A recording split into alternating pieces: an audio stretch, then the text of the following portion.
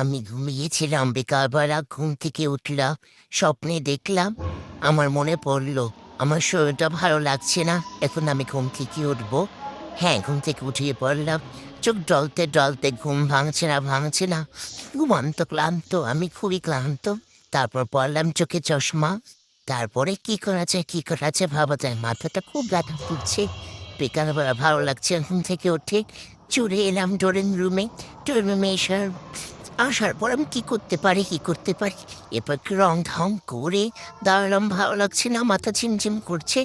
এরপর আমি চলে গেলাম আমার রান্নাঘরে গিয়ে দুধ চুড়াই দিয়ে দিলাম। কিসের জন্য বলুন তো? চা করার জন্য। এরপর আমি কি করলাম, পানি দিলাম, দুধ দিতে দিলাম, এরপর এটাকে জাল করতে হবে, এর মধ্যে স্বাদ করার জন্য দিয়ে দিলাম কি মসলা ব্যবহার করলাম। এরপরে কি করলাম, যে চা পাতা ব্যবহার করলাম, আসল চা পাতা কিন্তু। গাইস, যত ভালো চা পাতা হবে দুধটা তত স্বাদ হবে। এরপর পরিমাণ মতন চিনি চা পাতা দিয়ে চাটি জাল করতে লাগলাম। চা জাল করতে করতে রং ঢং করতে করলাম। এরপর কি করলাম, রং ঢং করলাম, চা তো হয় না চাটাকে আরো একটু চা পাতা দিলাম স্বাদ করার জন্য। এবার কি করছে, চা ফুটছে, আমি রং ঢং করলাম এবং চায়ের সাথে আমি যেটা পছন্দ করি তা ব্যবহার করলাম। এরপর আমি কি করলাম, চায়ের সাথে আমি কি খেতে পারি, চায়ের সাথে আমার যেটা ভালো লাগে চায়ের মধ্যে ভিজিয়ে সেটা করার জন্য প্রস্তুত করলাম। এরপর আবার আমি রং ঢং করলাম, রং ঢং করে আপনাদের তো আমার রান্নাঘরটা দেখিয়ে দিলাম।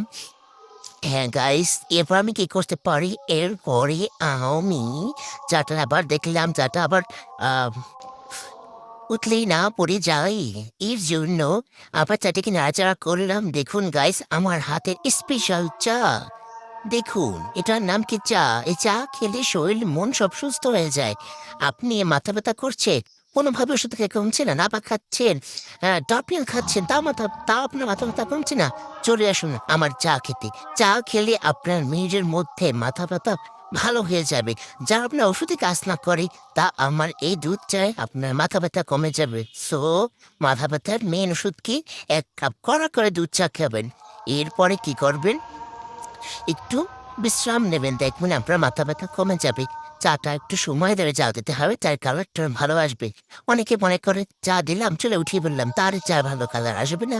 ভালো চা করতে হলে অবশ্যই আপনাকে সময় দিতে হবে। এরপর আমি কি করলাম, একটি কাপে না একটি গ্লাসে চা নিলাম। কাপে চা খাওয়া যায় না, পরিমাণ কম থাকে। এবার আমি কি করলাম, গ্লাসে চা ঢাললাম, যাতে করে চাটা বেশি খেতে পারি, বেশি টাইম হয়ে চাটার স্বাদ নিতে পারি, এর জন্য চাটা নিলাম।